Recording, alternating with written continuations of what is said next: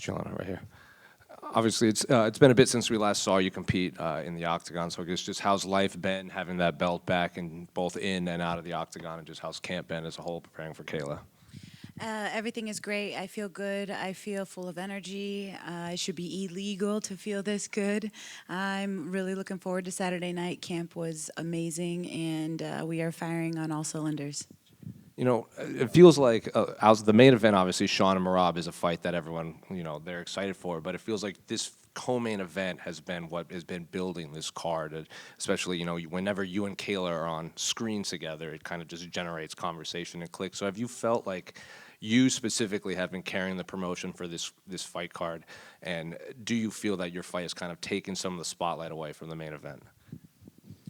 No, I believe that when you work so hard, and I've been fighting for the promotion since 2013, when you work so hard to get to climb the mountain to UFC gold, and you're finally at the top of the heap, this is what comes with that territory. I have an opportunity, I have an obligation as a UFC champion to promote my fight and to get people interested in watching me fight.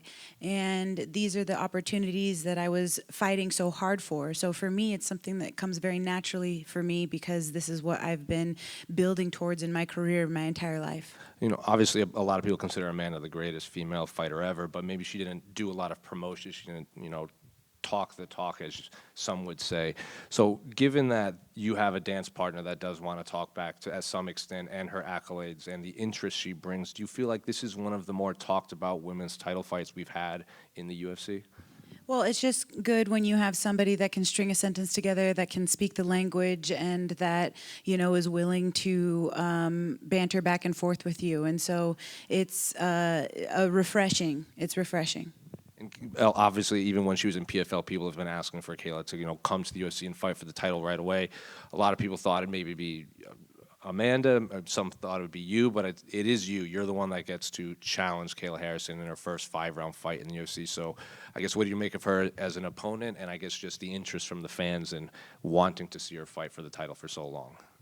I think that the UFC is the greatest promotion that there ever was, and they do a really good job of creating the best fights possible and making sure that the fans get what they want. And this was a fight that the fans wanted, and it was the biggest fight in the division. And it makes a lot of sense that even though she only had 2 fights in the UFC, that she was able to come in and get a title shot based off of her being the 2-time champion and the accolades that she possesses. So it makes sense, and I'm obviously happy once I found out that it was not going to be Amanda after my win against Raquel. I moved on to the next greatest thing since sliced bread, and that was Kayla Harrison. So I welcomed the challenge. What was it like working with Max Snyder to prepare for Kayla? It was awesome. Max is a Chicago native. He grew up all his life in Chicago, and so for him to be able to come back to his roots, I think that it was great for him to be able to come back and to represent the people in the city of Chicago. So I know that was one of his main goals. And then also, when it comes to being able to say that you made it, he's coaching against somebody that, he had previously worked with, but against a team that, was back then, something that was like this big, huge thing for him as a younger gentleman. And so for him now to be able to, coach against them, I know that it's a nice nod for himself to be like, I made it, man. And so I know that it's a really special time for him as well. And then just last one for me, Kayla said the only chance that you had to win is to turn this into a brawl. So I guess, how do you see this fight actually playing out on Saturday? Well, if she said it's going to be a brawl, then I guess I'll give her what she wants. No, I see the fight playing out with me getting my hand raised. I don't know how, I don't know when. I just know that I am very dangerous everywhere. I have multiple avenues to win this fight. I can win off of my back, I can win off of the cage, and I can win off of my feet. And having multiple avenues and multiple paths to victory is what makes me more dangerous, whereas she has only one shot to beat me, which is laying on top of me for 25 minutes. Julianna over here, you just mentioned that you like having an opponent that banters with you a little bit. She was in here a few minutes ago, and she said that she was pretty unbothered by your trash talk, that you were just throwing spaghetti against the wall, and that you had to overcompensate for your fighting skills with mic skills. Do you think this is having an effect on her at all, or do you think that her being like an Olympic-level athlete with her mentality, like that it's not having an effect on her like some of your other opponents? I am not trash talking. I'm simply defending myself. This all started before I even knew who Kayla Harrison was.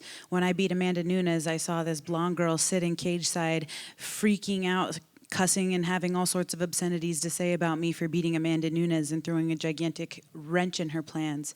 So she's been trash talking me for a long time, long before I even knew who she was. And then it created more of a problem for me when she said that it was going to be the media's fault. It was going to be the media's fault for having blood. They were going to have blood on their hands for you guys giving me the delusion to think that I could hang with her and stand across the octagon from her. Then her agent had made a comment that she was going to win by murder and that she was going to catch some murder charges because she was going to murder me. These are the things me talking back is my way of defending myself. And I believe that, you know, she can say that it's trash talk, but it's like I'm just responding to the things and the allegations and these horrendous comments that she has made about me. She needs to take accountability for the things that she said, and it's my job to make her do that on Saturday night. Julianna, over here, you're a two-time champ. You know how to bounce back. What advice did you give your teammate Bilal Muhammad after his loss at UFC 315? I didn't think Bilal lost. I watched that fight and I was like, yeah, we got it. And he won. And then when they called it for the other guy, you know, kudos to him. But I thought that Bilal won. So I didn't really give him any pep talk except for the fact that, I'm sorry, my brother, you got robbed. So. And on another note, one of the cool things you've done in your life is give a speech at your daughter's pep rally after winning the title again. How special is it to inspire people that young and have a belt for you and one for your daughter as well? I think the most special thing about that in general is the fact that I'm the first woman to give birth and win a world title. I'm the only woman to give birth and win a world title. I'm the only woman to give birth and win a title a second time after losing the belt and coming back and being able to get that gold a second time. So there's no other woman that can say that, and I can say that. And I think that being able to inspire my daughter, inspire a little boy or a little girl to pick up martial arts, doesn't have to be fighting, but anything, taekwondo, judo, wrestling, jiu-jitsu, boxing, whatever it may be, if I can inspire that next generation and get more eyes on the sport and get them to want to be able to believe that they can achieve anything that they want, then I've done my job as a champion. Julianna, right here. You got invited out to the New York Giants practice yesterday, even got your own jersey. As a massive Giants fan, I have to ask, how was that experience and how did that all come together? That was an incredible experience, one that I'll never forget. I am so grateful to the New York Giants. I am a massive football fan. Alex Spanos is a head strength and conditioning trainer at the Northwestern facility for the Wildcats, and I train there, you know, several days a week, going out to Evanston to get my strength and conditioning with the football team. And so to be able to go on with the New York Giants, of course, Russell Wilson was a long-time staple of the Seattle Seahawks, and I'm born and raised in Washington, so I was super stoked to meet him. Jameis Winston and I are both sponsored by Guaranteed Rate, and so we're in the same family there with the same sponsor. So to meet these guys and to get to see their practice and to see how excited they were, I know that I'm looking at them the same way that they're looking at me, and that's in awe of what they do. I am one single fighter, but watching them out there together, it felt like, you know, 200 fighters all on one field, and you know they have to fight for every inch and every yard, and I know that they know what it takes in order to get locked inside that octagon, because they got to put it all on the field, you know, when they're in season and when they're practicing. So, you know, fighting is very brutal. Football is also very brutal. You know, two trains coming head to head on a train collision is not easy to do, and you know, much like fighting, it's very similar in that sense where you're having to fight for every inch. And so I love NFL football. I love football in general, or excuse me, all sports. So to be able to go out there, it was a very special time and an unforgettable experience. Is Jameis Winston as funny as he seems in person? Yeah, he really is. He was hilarious. He had me cracking up. He's very funny. All right, and last one for me. Your former opponent, Valentina Shevchenko, had a lot of nice things to say about you in the lead up to this fight and feels like you have everything you need to win this fight. How is it to get such high praise from a former opponent and one of the best female fighters of all time? And could you see yourself fighting her again? that respect goes both ways. It's mutual. When everybody asks me who my favorite female fighter is, I always say Valentina Shevchenko. I am in awe. I'm enamored with her fighting style. I'm in awe of her as a fighter. I think that she is awesome. She can speak like 20 different languages. She can dance like nobody's business. She can fight her ass off. Like I'm a fan, and to hear her say that was very nice. Here, Juliana over here. Juliana, you've been really vocal about your confidence going into this fight. What gives you that strong belief that you're going to come up on top? Well, the last time you guys counted me out, you guys had to take it up the you-know-what. So I think that's one of the things. And I think that the preparation, and I've been doing this for a long time. I've been fighting since 2008. And when you put that much blood, sweat, and tears into something, and you're that dedicated and that passionate, there's only good things that can happen. And I think that that's what gives me the confidence. Yeah, also, Kayla just said you don't excel in fighting, but also said this isn't personal. Do you believe it's personal? I'm getting locked into a steel cage and getting in a fist fight with some girl that's trying to take my head off of my shoulders. It's absolutely personal. Thank you. Juliana, right over here. You were recently on UFC Live with Kayla, and you reminded her that she had never made 135.0. Is that at all a concern for you this week? It's not a concern. I know that she's going to make weight. She's a professional, and she's going to come in at 135.0 come hell or high water. With that being said, this is going to be her first test at 135 pounds for 5 rounds. That's 25 minutes of fighting. So I think that's going to be more of the concern. And also on that episode, you had mentioned some of the lack of respect that you feel like you get. Do you think a victory over Kayla Harrison, given the way that people see her right now, do you think that would earn you a lot of the respect that you feel like is missing? I mean, I hope so. We'll see. I can't say. I thought that, beating the greatest of all time was going to give me that respect, and it didn't. So you never know. I say this often, but it's so true. It's never enough. So, it doesn't matter what you do. It's never enough. Everybody's always going to want more from you. And last for me, another quote from you was that you had nothing to lose and everything to gain in this fight. Can you just kind of reiterate that and tell us, how you feel with this matchup? Yeah, it was told to me that I'm a 6-1 underdog, and being a 6-1 underdog as a champion is very disrespectful, number one. Number two, everybody's counting me out, Out of 6 people, only one of them thinks that I'm going to win the fight.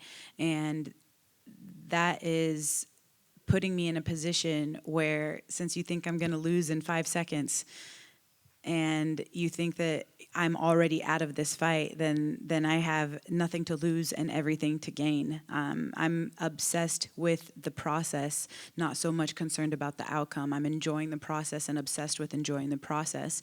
And when you put so much focus, she is in a position where she has to and she should and you better, and it's already done. And so those are the kinds of limits that she's putting on herself of you should and you can and you will and you're going to, and it's already finished and it's already happened. The reality is that when you put that much pressure on yourself, and when you're so focused on you have to beat her in 10 seconds and it doesn't happen, that can kind of play into your mentality and the way that you fight, whereas everybody's already counting me out. So when you put me in a position of nothing to lose and everything to gain, that makes me a very dangerous woman. Just going off that, Juliana, as you kind of say, it seems like the goalposts always get moved further back for you, right? So what do you think the headlines will read Sunday morning when you win this fight? Do you think they're going to give you your credit, or are they going to say Kayla Harrison wasn't that good and she's a PFL fighter and things like that? I think that it'll put me on another planet. It'll put me in the stratosphere. Juliana over here, how would you describe to share the training passion of MMA with Mike Valle, Jaula Bahamontes, Jair, Belal? And I want to know if you ever met Michael Morales before with them too. Yes, Michael Morales came to the gym, and when he trained with us a few times, I was absolutely, talk about enamored. I was in awe. Yeah, Michael Morales is the real deal, Holyfield. That guy is legit. And yes, Mike Valle is one of my coaches, and I was the first to bring a title to his gym.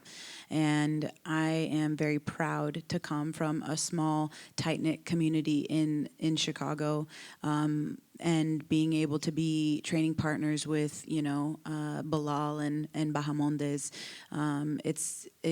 special thing that we got going on, and I'm really grateful for having such a tight-knit team. We help each other, we support each other, we love each other, and I think that that's a very important thing to have around you. Were you impressed with Michael's performance in UFC Vegas, or not really? Because you already met him before. No, I said it. I told my trainer, I told my jiu-jitsu coach, I said, I don't bet. I don't know anything about betting. I'm not a big bettor. But if I was, I would bet the house on this kid because I guarantee you he's going to win. And so he won, and I was like, told ya. So, yeah, no, I wasn't surprised at all. It was very impressive. Thank you so much and good luck. Thank you so much.